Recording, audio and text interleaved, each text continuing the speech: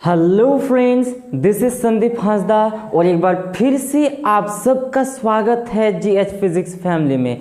तो आज हम लोग करने वाले हैं फोकस से रिलेटेड सभी चीज़ें।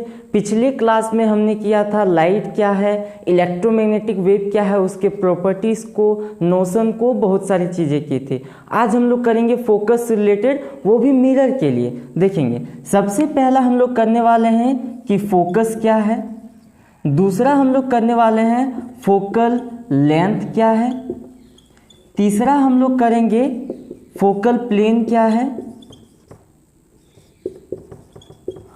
और लास्ट में हम करने वाले हैं कि फोकल लेंथ का एक रिलेशन है F is equal to R/2। इसको हम लोग डेराइव करने वाले हैं कि ये कैसे आता है। तो स्टार्ट करते हैं वन बाय वन। चलिए स्टार्ट करते हैं। यहाँ इसको मिटा देते हैं।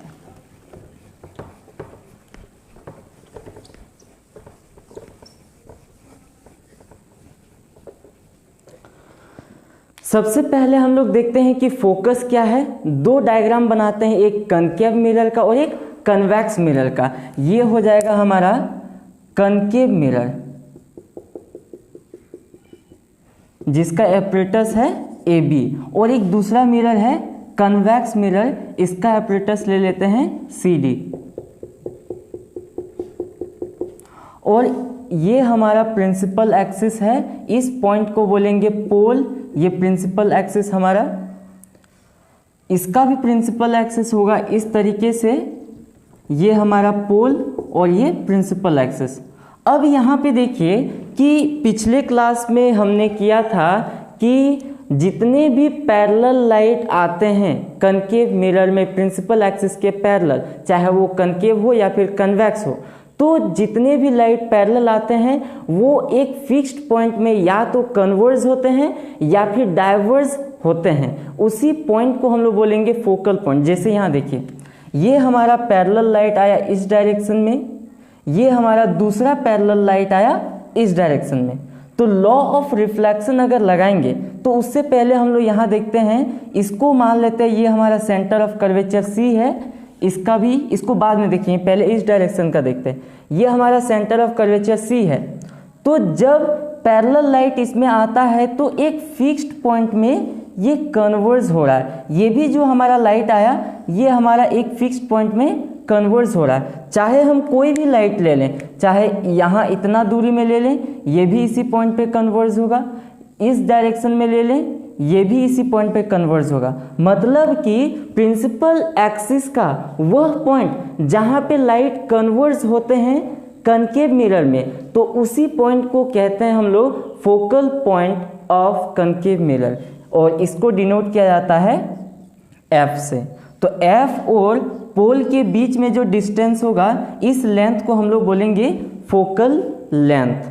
अब देखते हैं हम लोग कन्वेक्स मिरर के लिए। हम लोग मान लेते हैं ये हमारा आया पैरेलल लाइट इस डायरेक्शन में, ये भी इस तरह, ये भी इस तरह, ये हमारा आया इस तरीके से। अब इधर हम लोग यहाँ ले लेते हैं कि यदि इस पॉइंट में इसका सेंटर ऑफ कर्वेचर C है, तो क्या हो रहा है, जितने भी लाइट हैं, ये हमारा लाइट ऐसे आया तो रिफ्लेक्ट होगा इस डायरेक्शन में, ये ऐसे आया तो रिफ्लेक्ट होगा इस डायरेक्शन में, ये भी रिफ्लेक्ट होगा इस डायरेक्शन में, और ये भी रिफ्लेक्ट होगा इस डायरेक्शन में। अगर ढंग से इसको देखें तो क्या लगेगा कि ये जो लाइट है हमारा इस पॉइंट से बाहर निकल रहा है, ये लाइट हमारा इसी पॉइंट से बाहर निकल रहा है, ये भी लाइट हमारा इसी पॉइंट से बाहर निकल रहा है, और ये जो चौथा लाइट है ये भी क्या लग रहा है कि एक पॉइंट से सभी लाइट डाइवर्स हो रहे हैं। तो इसी पॉइंट को हम लोग बोलेंगे फोकल पॉइंट। यहाँ डायरेक्शन सबका दिखा दे रहे हैं। ये हो जाएगा हमारा फोकल पॉइंट F, और इन दोनों के बीच में जो दूरी होगा, इसी दूरी को हम लोग बोलेंगे फोकल लेंथ। ये हो गया हमारा। अब हम लोग इसका डेफिनेशन, प्रॉपर डेफिनेशन लिखना चाहें कि फोकल लेंथ का और फोकस का डेफिनेशन क्या होता है, तो दोनों का एक साथ में लिख दे रहे, कनकेव के लिए भी और कन्वेक्स के लिए भी। हम लोग क्या लिख सकते हैं, the point on principal axis of curved mirror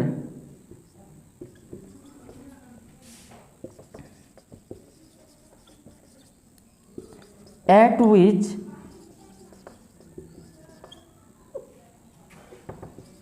all parallel light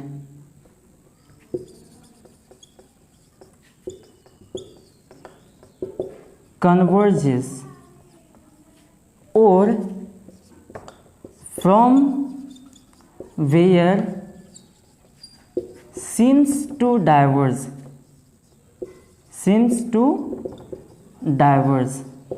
is called focal point or focus of mirror. इसको समझते हैं कि इसका क्या मतलब हुआ। इसमें क्या लिखा हुआ है, the point on principal axis, principal axis में वह पॉइंट ऑफ कर्व्ड मिरर, हम लोग ये दोनों जो मिरर लिए ये कर्व्ड मिरर है, प्लेन मिरर में ये नहीं है। और क्या बोला गया है, एट विच पैरेलल लाइट कन्वर्जेस, वहां पर वह पॉइंट जहां पर सभी लाइट कन्वर्ज हो रहे हैं, या फिर और फ्रॉम वेयर, जहां से सीम्स टू डाइवर्स, क्या हो रहा है कि लग रहे हैं कि डाइवर्स हो रहे हैं। यहाँ देखिए एक्चुअल में लाइट, यहाँ वाला लाइट ऐसे आके इधर रिफ्लेक्ट हुआ, यहाँ वाला इधर रिफ्लेक्ट हुआ, ये इधर रिफ्लेक्ट हुआ, लेकिन लग क्या रहा है कि सब इसी एक पॉइंट से निकल रहे हैं, मतलब फेल रहे हैं, डाइवर्स हो रहे हैं। इसलिए क्या बोलेंगे, from where seems to diverge, जहाँ से फैलते हुए लगेंगे, इज कॉल्ड फोकल पॉइंट और फोकस ऑफ मिरर। इसी को हम लोग क्या बोलेंगे, फोकल पॉइंट या फिर फोकस ऑफ मिरर। ये हमारा इस तरीके से हो गया, इसको हम लोग बोलेंगे फोकल पॉइंट। अब इसी में हम लोग लिख लेते हैं फोकल लेंथ को भी, तो एक बार पहले स्क्रीनशॉट ले लीजिए, ये हो गया हमारा। अब आगे बढ़ते हैं, इसको मिटा लिया जाए।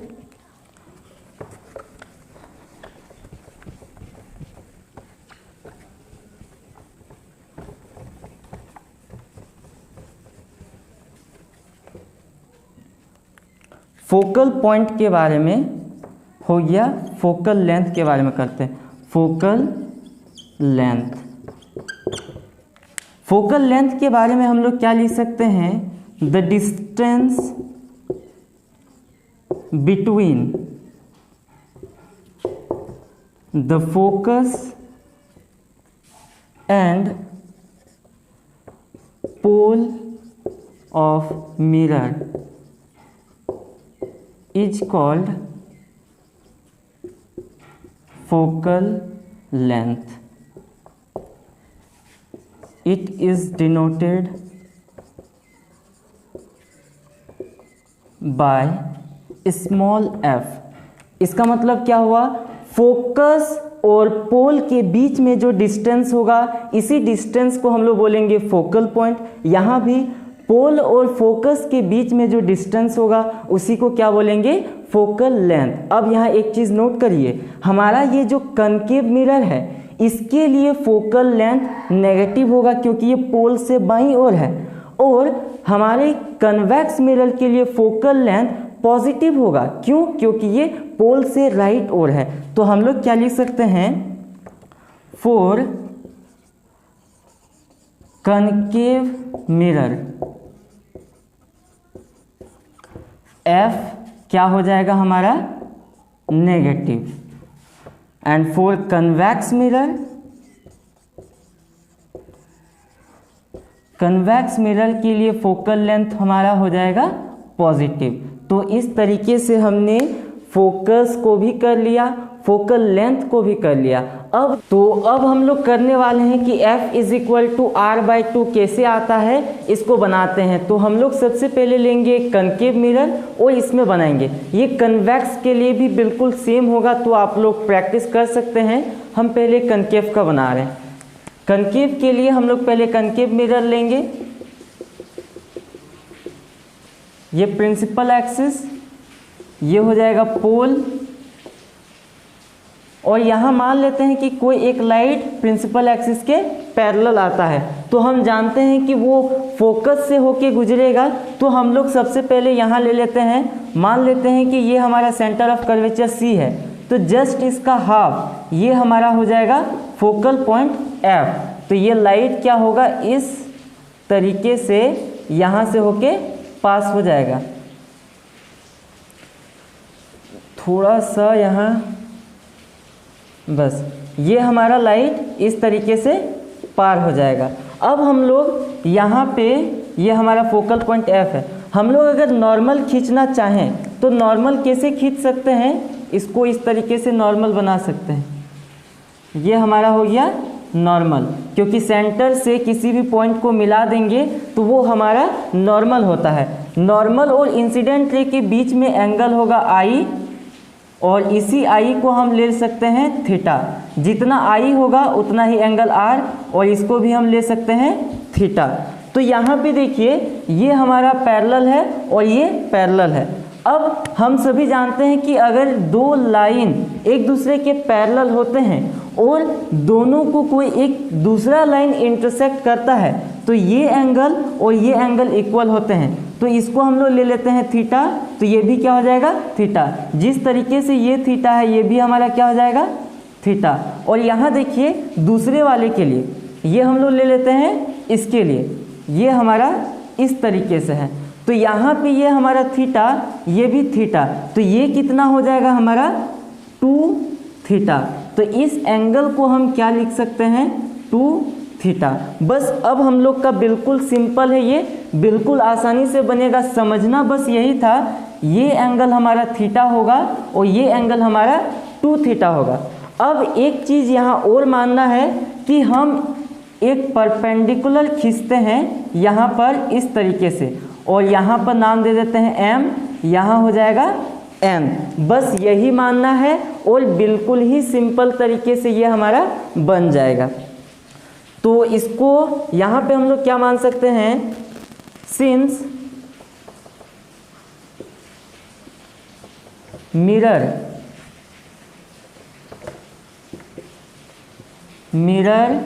Is a part of large circle, इसलिए हम लोग क्या लिख सकते हैं mn is equal to mp। इन दोनों में कोई डिफरेंस नहीं होगा, mn is equal to mp लिख सकते। ऐसा क्यों, क्योंकि मान लेते कि यह हमारा बहुत बड़ा सर्कल है इस तरीके से और उसमें एक छोटा सा डिस्टेंस लेंगे तो लगेगा ही नहीं कि ये दोनों एक दूसरे से अलग हैं या फिर सेम है। तो बस वही कंसेप्ट यहाँ लगाया गया है। अब बिल्कुल ही सिंपल है, हम लोग बनाते हैं इसको।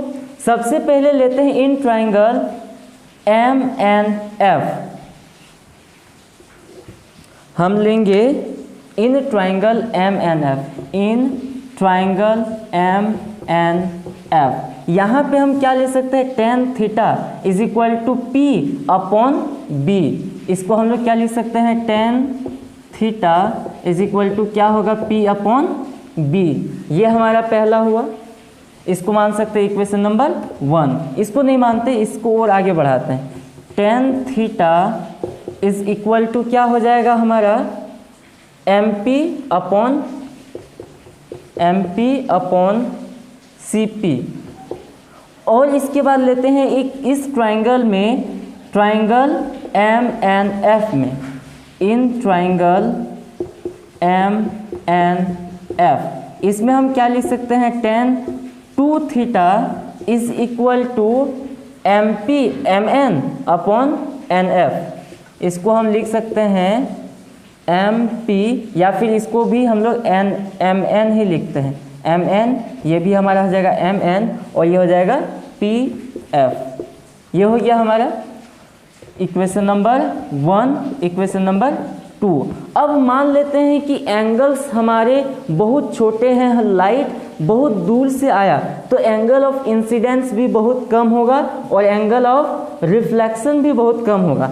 मान लेते हैं since angles are very small, angle हमारा बहुत छोटा है, इसलिए from equation number 1 and equation number 2 हम क्या लिख सकते हैं, tan थीटा को लिख सकते हैं theta is equal to MN by CP, equation number 3।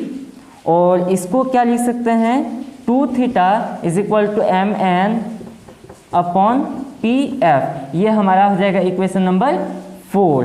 तो इससे आगे बढ़ने से पहले एक बार स्क्रीनशॉट ले सकते हैं, ले लीजिए। हो गया, तब आगे बढ़ते हैं।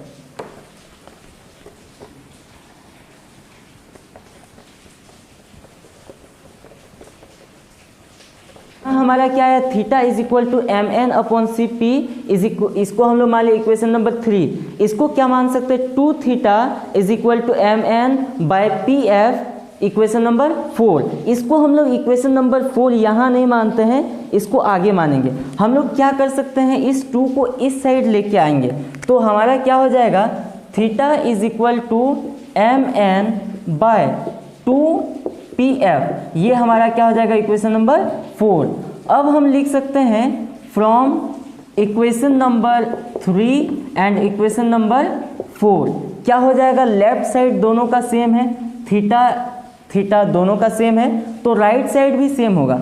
तब हम लोग क्या लिख सकते हैं, M N by 2 P F is equal to M N by C P. ये देखिए दोनों सिमिलर है तो इसको हटा सकते हैं, तो ये हमारा हो जाएगा 1/2 P F is equal to 1/सी पी। क्रॉस मल्टीप्लीकेशन, ये हमारा हो जाएगा 2 P F is equal to C P. तो P F is equal to हम लोग क्या लिख सकते हैं, सी पी अपॉन 2। अब यहाँ ढंग से हम लोग देखें, ये जो हमारा पी एफ था ये दिखा रहा था फोकल लेंथ को, और ये बाईं ओर था, उसीलिए लिखेंगे माइनस एफ। इसके जगह हम क्या लिख सकते हैं, माइनस एफ, और पी एफ था ये। और अगर सी पी को देखें तो सी पी हमारा दिखा रहा था रेडियस ऑफ कर्वेचर को, ये हमारा क्या हो जाएगा, माइनस आर। इसको भी माइनस लेंगे क्योंकि ये भी बाईं ओर ही था, ये हमारा माइनस आर, और ये हो जाएगा 2। तो यहाँ लगभग हमारा बन चुका है, माइनस माइनस कैंसिल। तो इस तरीके से हम क्या लिख सकते हैं, f is equal to R by 2। ये बिल्कुल ही सिंपल सा डेरिवेशन था, ये किसी एग्जाम में नहीं आता है, लेकिन ये कैसे डेराइव होके आया बस इसके जानकारी के लिए था।